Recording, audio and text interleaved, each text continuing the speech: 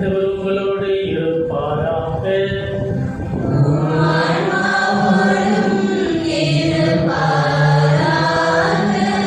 Mark எழுதிய தூய நற்செய்தியிலிருந்து வாசகம்.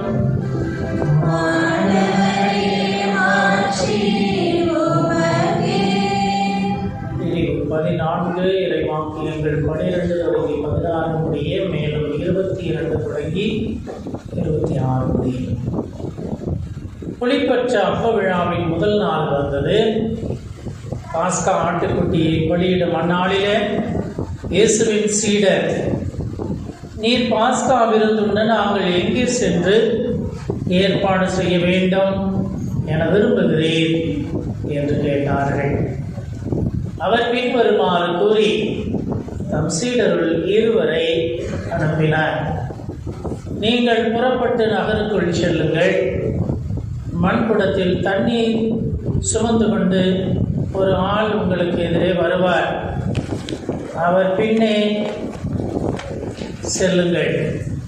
அவர் எந்த வீட்டுக்குள் செல்கிறாரோ அந்த வீட்டின் உரிமையாளரிடம், நான் என் சீடர்களோடு பாஸ்கா விருந்து உண்பதற்கான என் அறை எங்கே என்று போதகர் கேட்கச் சொன்னார் என கூறுங்கள்.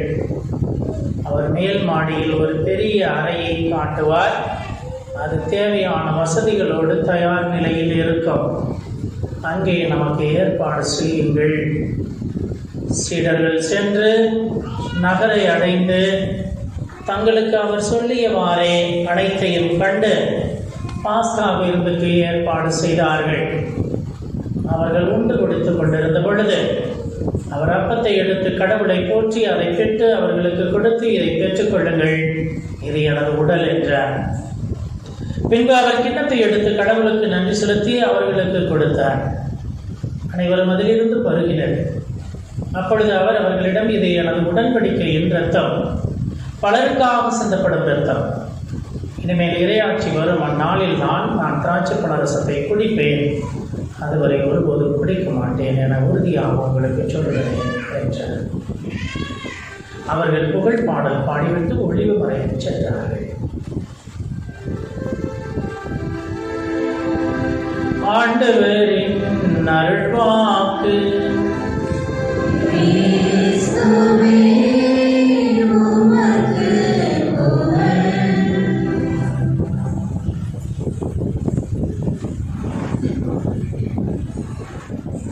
பதினேழாவது நூற்றாண்டில் கனடாவில் வாழ்ந்த பழங்குடி மக்களுக்கு பணி செய்வதற்காக ஐரோப்பாவிலிருந்து அருட்தந்தை ஐசக் ஜோப்ஸ் என்கிற ஒரு அருட்பணியாளர் சென்றார். அவர்கள் கரடு முரடாக வாழ்ந்தவர்கள். தங்களிடம் வருகின்றவர்களை கொலை செய்வதற்கும் தயங்காதவர்கள், கொடூரமான முறையில் கொலை செய்பவர்கள். அவர்களுக்கு பணி செய்வதற்காக அருட்தந்தை ஐசக் ஜோப்ஸ் என்கிற அந்த அருட்பணியாளர் சென்றார்.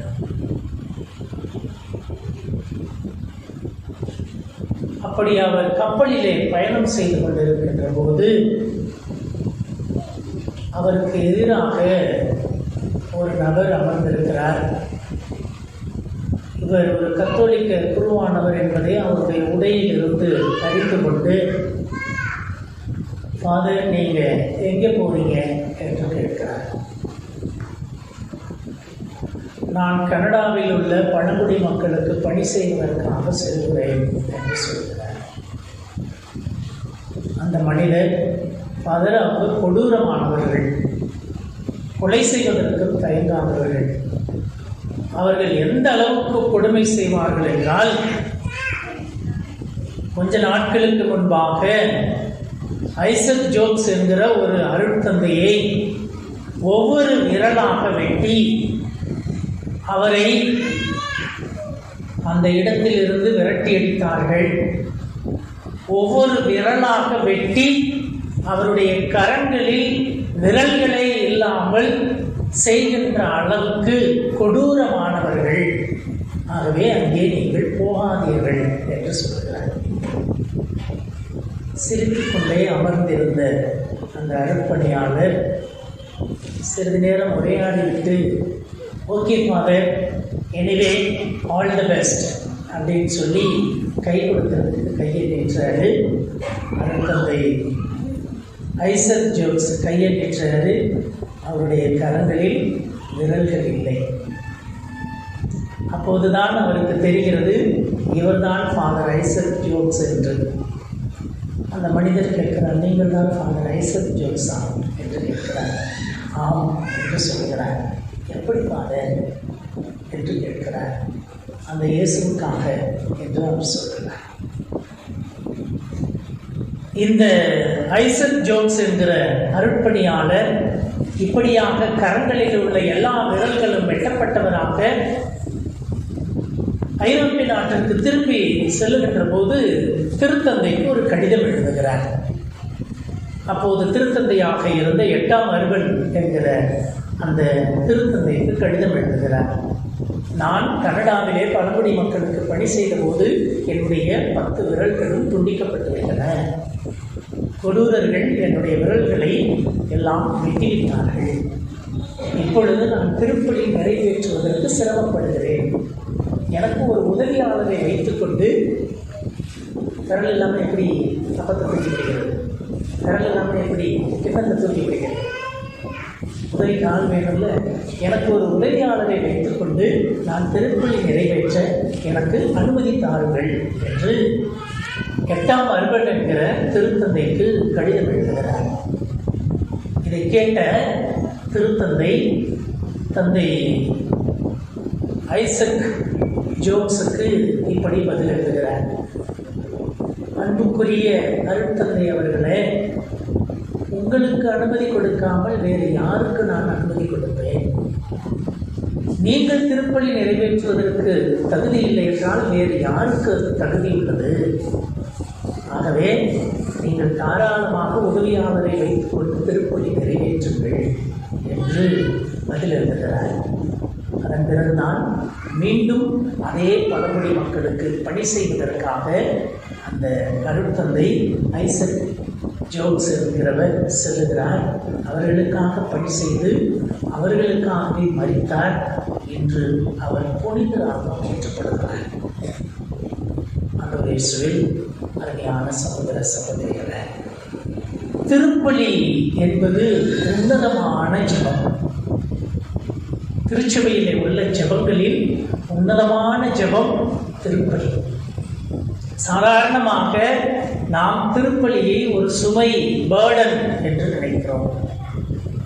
திருப்பலியை ஏதோ ஒரு போரடிக்கிற ஒரு ஜெபம், சோர்வை தருகிற ஒரு ஜெபம் என்று நினைக்கிறோம்.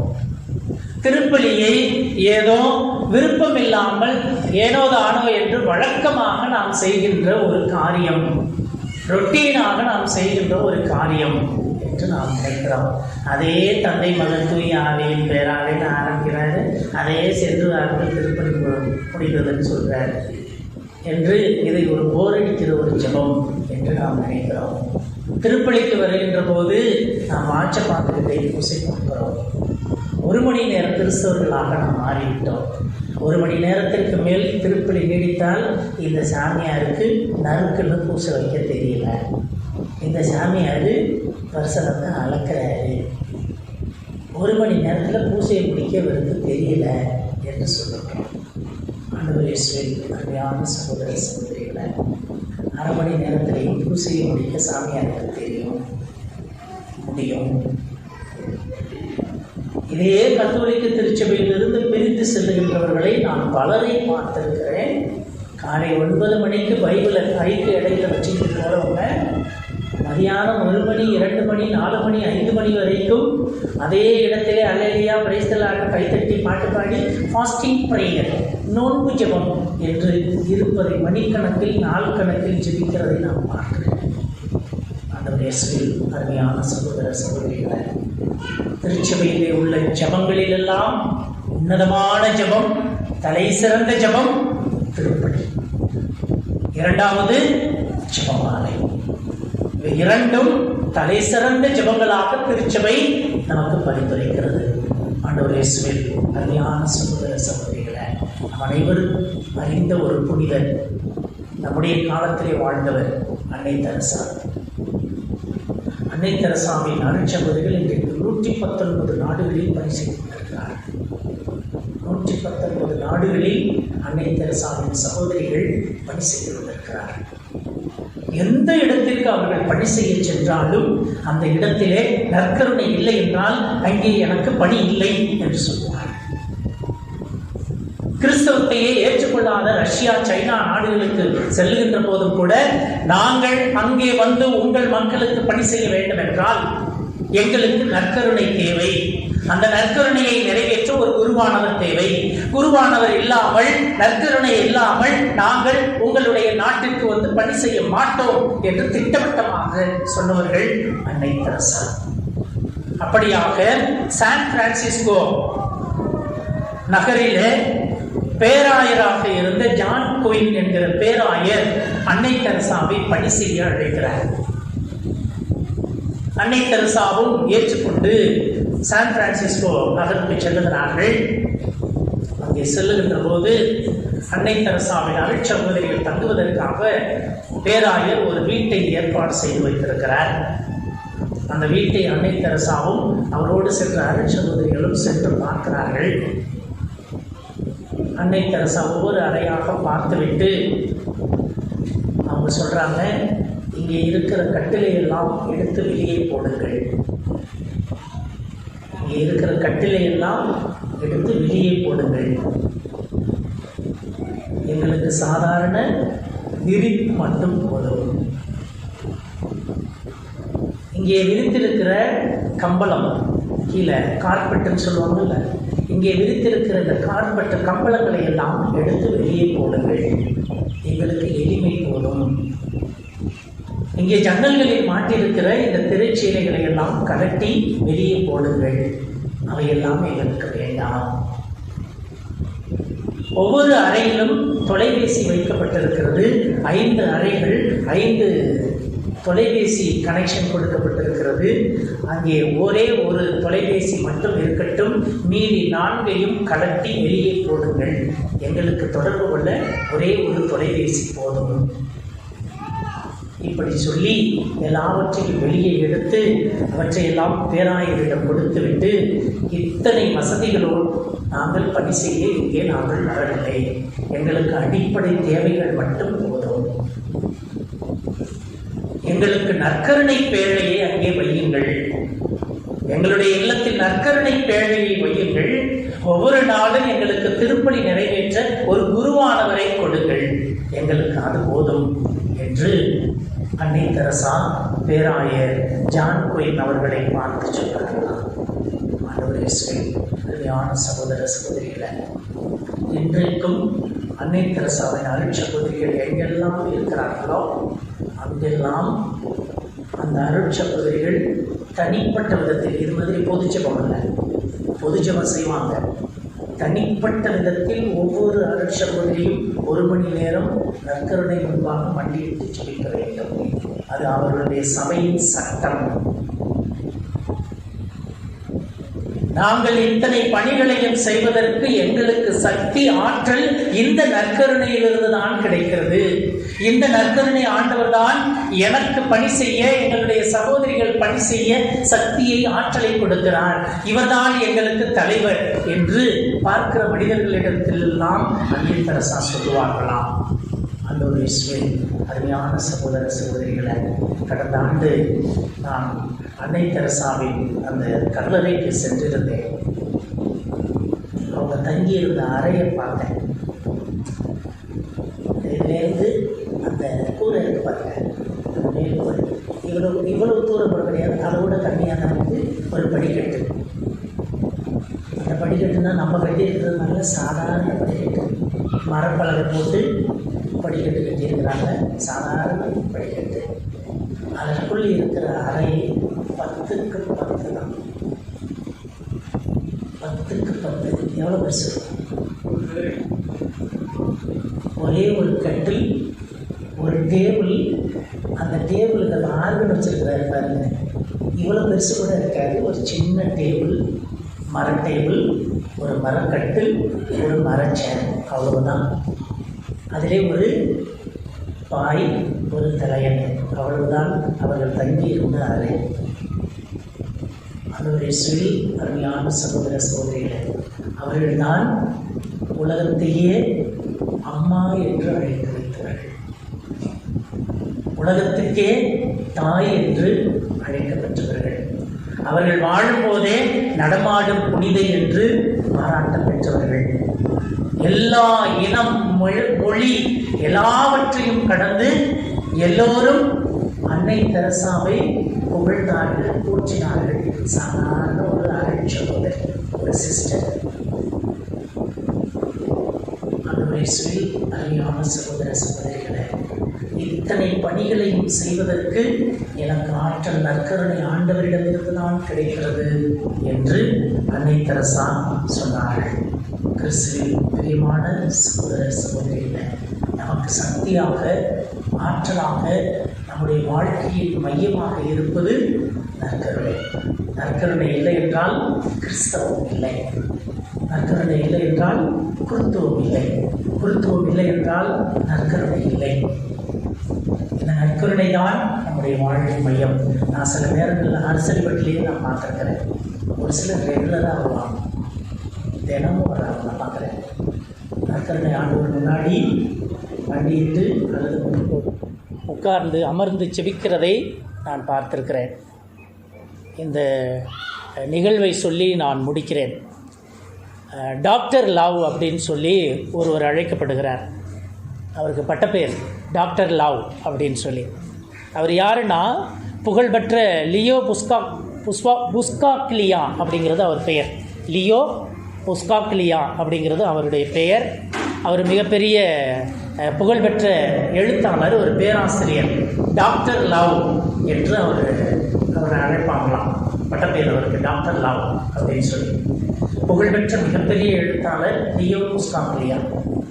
அவர் ஒரு நிகழ்வை தன்னுடைய புத்தகத்தில் எழுதியிருக்கிறார். அந்த நிகழ்வை சொல்லி முடிக்கிறார். என்ன அந்த நிகழ்வுனா, பரிசு பெற்ற குழந்தை அப்படின்னு சொல்றாரு. அந்த நிகழ்வுக்கு யார் அந்த பரிசு பெற்ற குழந்தை அப்படின்னா, பிள்ளைங்களுக்கு, சின்ன குழந்தைங்களுக்கு ஒரு போட்டி வைக்கிறார். என்ன போட்டினா, யாரு நல்ல உண்மையாக அன்பு செய்கிற குழந்தை. உண்மையாக அன்பு செய்கிற குழந்தை. நீங்கள் யாரையாவது அன்பு செஞ்சுருந்தீங்கன்னா அதை வந்து சொல்லுங்கள்.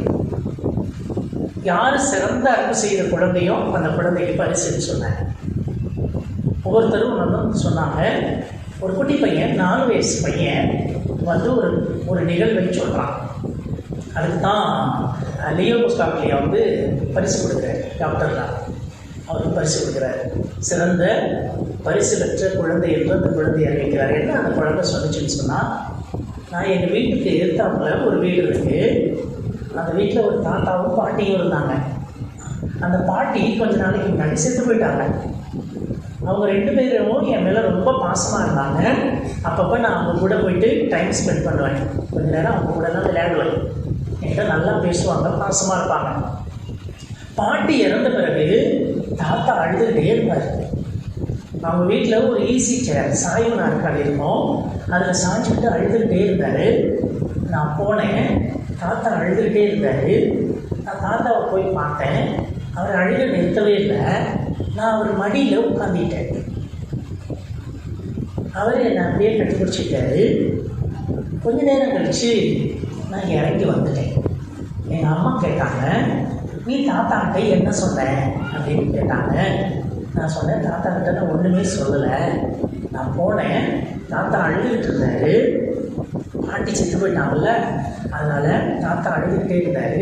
நான் போய் தாத்தாவை பார்த்தேன். அவர் மடியில் ஏறி உட்காந்துக்கிட்டேன். அவரை அலட்டணும் விட்டுட்டேன். அந்த பையன் சொல்கிறான், அவர் அலட்டணும் விட்டுட்டேன். அவர் அழுதுகிட்டே இருந்தார். கொஞ்ச நேரம் அழுத பிறகு நான் தாத்தாவுக்கு கன்னத்தில் ஒரு முத்தம் கொடுத்தேன். தாத்தா எனக்கு ஒரு முத்தம் கொடுத்தாரு. நான் இறங்கி வந்துட்டேன் அப்படின்னு அந்த பையன் சொல்கிறான். இதை சொல்லி முடித்தவுடன் லியோ புஸ்காக்லியா இவன் தான் சிறந்த அன்பு செய்கின்ற குழந்தை என்று சொல்லி சிறந்த பரிசு பெறுகின்ற குழந்தையாக அந்த குழந்தையை அறிவித்து அந்த குழந்தைக்கு பரிசு கொடுத்ததாக லியோ புஸ்காக்ரியா, டாக்டர் லவ் என்று அழைக்கப்படுகிற அந்த புகழ்பெற்ற பேராசிரியர் சொல்கிறார், ஆண்டவர் இயேசுவே அருமையானவர்களே, இந்த உலகமே அன்புக்காக இயங்குகிறது, இந்த உலகமே அன்புக்காக இயங்குகிறது. நான் அடிக்கடி சொல்வதுண்டு, அன்பு செய்யாமல் கொடுக்கலாம், கொடுக்காமல் அன்பு செய்ய முடியாது. நல்லா கவனிக்கணும். அன்பு செய்யாமல் கொடுக்கலாம், கொடுக்காமல் அன்பு செய்ய முடியாது. யாராவது உங்கள்கிட்ட ஐ லவ் யூன்னு சொல்லிட்டு ஒன்றுமே கொடுக்கலன்னா ஏமாத்துறாங்கன்னு அர்த்தம். ஜாக்கிரதையா.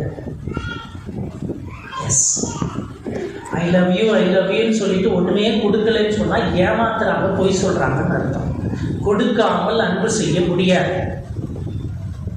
ஒன்று பொருளை கொடுக்க வேண்டும், அல்லது நேரத்தை கொடுக்க வேண்டும், அல்லது ஏதாவது ஒன்றை கொடுக்க வேண்டும். இன்னைக்கு சண்டையெல்லாம் ஏன் வருது தெரியுமா? குடும்பத்தில் இன்னைக்கு பல பேர் சொல்றதை பார்க்கறத கேட்டிருக்கிறேன். எனக்கு ஃபோன் பண்றதே இல்லை, என்கிட்ட பேசுறதே இல்லை அப்படின்னா என்ன அர்த்தம்? அன்புக்காக இயங்குகிறார்கள் என்ற அர்த்தம். அடுத்த பக்கம் கேட்டா, ஏங்க நீங்க பேசினா தான் என்னங்க அப்படின்னு கேட்டா, நான் எப்ப பார்த்தாலும் போன்லயே தொங்க முடியுமா, எனக்கு வேற வேலை இல்லையா அப்படின்னா எதிர்பார்ப்பு அதிகமாக இருக்கிறது. தொடர்பிலேயே இருக்க வேண்டும் என்கிற எதிர்பார்ப்பு இருக்கிறது. உன்னுடைய நேரத்தை எனக்கு கொடு என்கிற டிமாண்ட் வைக்கப்படுகிறது. அன்பு செய்யாமல் கொடுக்கலாம், கொடுக்காமல் அன்பு செய்ய முடியாது. ஒரு பஸ் ஸ்டாண்டில் பஸ்ஸில் உட்காந்துருக்கிறீங்க, ஒரு பிச்சைக்காரன் வந்து கையில் ஏற்றான், ஐயா அண்ணா அம்மா அப்படின்னு சொல்லி கையில் ஏற்றான். நீங்கள் என்ன பண்ணுவீங்க? அப்படின்னு திரும்பிக்குவீங்க. ஏன்? அப்போ போயிடுவான் அப்படின்ட்டு. ஆனாலும் விடாமல் கையை நீட்டிக்கிட்டே இருப்பான், அம்மா ஐயா அண்ணா. நீங்கள் என்ன பண்ணுவீங்க? கையில் இருக்கிற சில்லறை காசை ஏதாவது ஒன்றை எடுத்து அவங்களுக்கு நீங்கள் கொடுப்பீங்க. அவங்கள்ட்ட கொடுக்கும்போது பிச்சைக்காரன் ஐ லவ் யூ அப்படின்னு சொல்லிட்டு கொடுக்குறீங்க? இல்லை. அன்பு செய்யாமல் நீங்கள் கொடுக்கலாம், ஆனால் கொடுக்காமல் அன்பு செய்ய முடியாது. அதைத்தான் ஆண்டவர் இயேசு செய்திருக்கிறார். தன்னையே நமக்கெல்லாம் பரிசாக கொடுத்திருக்கிறார். இந்த திருப்பலி பீடம், இந்த பீடம் கிறிஸ்துவை குறிக்கிறது. இந்த பீடம் கிறிஸ்துவை குறிக்கிறது. பலிபீடமாக கிறிஸ்து இருக்கிறார். இந்த பீடத்திலே பலி நிறைவேற்றுகிறவர் ஃபாதர் அமுலுல்லி அல்ல. இங்கே திருப்பலி நிறைவேற்றுகிறவர் கிறிஸ்து. கிறிஸ்துவின் பதிலாக நின்று ஒரு குருவானவர் பலி நிறைவேற்றுகிறார். இங்கே திருப்பலி பீடமாக இருப்பவர் கிறிஸ்து. திருப்பலியை நிறைவேற்றுகிறவர் கிறிஸ்து. இங்கே பலியாகிறவர் கிறிஸ்து. இங்கே நற்கருணையில வெந்நீர் அப்பத்திலே பலியாகிறவர் யார்? கிறிஸ்து. கிறிஸ்துவை பலிபீடமாக இருக்கிறார். கிறிஸ்துவை பலியை ஒப்புக் கொடுக்கிறார். கிறிஸ்துவை பலிப்பொருளாக இருக்கிறார். பலிபீடமும் அவரே, பலி ஒப்புக் கொடுக்கிறவரும் அவரே, பலிப்பொருளும் அவரே. தன்னையே நமக்கெல்லாம் பரிசாக கொடுத்திருக்கிறார். கண்ணால் காண முடியாத கடவுள் நம்முடைய ஊனக்கண்களால் பார்க்கக்கூடிய விதத்தில் நற்கருணையை பிரசனப்படுத்தி நமக்கெல்லாம் பரிசாக அன்பளிப்பாக கொடுத்துக் கொண்டிருக்கிறார். ஒவ்வொரு நாளும் திருப்பலியில நாம் நற்கருணை ஆண்டவரை பெற்றுக் கொள்கிறோம். நற்கருணையாக வாழ அழைக்கப்படுகிறோம். திருச்சபை சொல்கிறது, இந்த நற்கருணை விசுவசிக்கப்பட வேண்டும். இயேசு இந்த நற்கருணையில் உயிரோடு வாழ்கிறார், உடலோடு வாழ்கிறார், ரத்தத்தோடு வாழ்கிறார். இந்த நற்கருணையை நாம் விசுவசிக்க வேண்டும். இரண்டாவது, இந்த நற்கருணையை நாம் கொண்டாட வேண்டும். ஒவ்வொரு திருப்பலியும் ஒரு கொண்டாட்டம், திருப்பலி கொண்டாட்டம் என்று சொல்லுகிறோம். இந்த நற்கருணை நாம் விசுவசிக்க வேண்டும். இந்த நற்கருணை நாம் ஒவ்வொரு திருப்பலியையும் கொண்டாட வேண்டும். மூன்றாவது, இந்த நற்கருணை வாழ்வாக்கப்பட வேண்டும். இந்த நற்கருணையை நாம் அனுபவித்து வாழ்வாக்க வேண்டும். எப்படி வாழ்வாக்குவது? நற்கருணையை பெற்றுக்கொண்டு நான் நற்கருணையாக மாற வேண்டும். நான் நற்கருணையை வாங்கி கொண்டு நான் திருப்பலி முடிந்து வீட்டிற்கு செல்கின்ற போது ஆரோக்கிய சாமியா நான் வீட்டுக்கு போகக்கூடாது, நற்கருணை சாமியா போகணும். ஆரோக்கிய நேரியா நான் வீட்டுக்கு போகக்கூடாது, நற்கருணை நேரியா நான் வீட்டுக்கு போகணும். ஒவ்வொருத்தரும் நம்மளுடைய பெயரை நற்கருணையாக மாற்றிக்கொள்ள வேண்டும். அப்படி என்றால் நான் கிறிஸ்துவை பிரதிபலிக்க வேண்டும். Extension of presence of Christ. கிறிஸ்துவின் பிரசன்னத்தை நாம் விஸ்தரிப்பு செய்ய வேண்டும். எப்படி? நான் நற்கருணையை பெற்றுக் கொண்டிருக்கிறேன், நான் கிறிஸ்துவாக வாழ வேண்டும். கலாத்தியருக்கு எழுதிய திருமுகம் 2வது பிரிவு 20வது இறைவாக்கியத்திலே பவுலடியார் சொல்வது போல, வாழ்வது நான் அல்ல, என்னை கிறிஸ்து வாழ்கிறார். கிறிஸ்துவை நான் மற்றவர்களுக்கு பிரசன்னப்படுத்துகிறவனாக மாற வேண்டும். அன்னை மரியா தன்னுடைய உதரத்திலே இயேசுவை தாங்கினார், தன்னுடைய வயிற்றிலே இயேசுவை தாங்கினார். அன்னை மரியா ஒரு நற்கருணை பேழை என்று திருச்சபை சொல்கிறது. இயேசுவை தாங்கிய நற்கருணை பேழை என்று அன்னை மரியா என்று திருச்சபை சொல்கிறது. இந்த அன்னை மரியாவுக்கு பாத்திமா அன்னை என்று சொல்லி நாம் விழா எடுக்கிறோம். இந்த நாளிலே அன்னை மரியாவை போல நற்கருணையை சுமந்து செல்லுகிறவர்களாக, கிறிஸ்துவை சுமந்து செல்லுகிறவர்களாக, கிறிஸ்துவை பிரதிபலிக்கின்ற மக்களாக நாம் இருக்க வேண்டும் என்பது இந்த நாளிலே இன்றைய இறை வார்த்தை நமக்கு தருகின்ற பாடம்.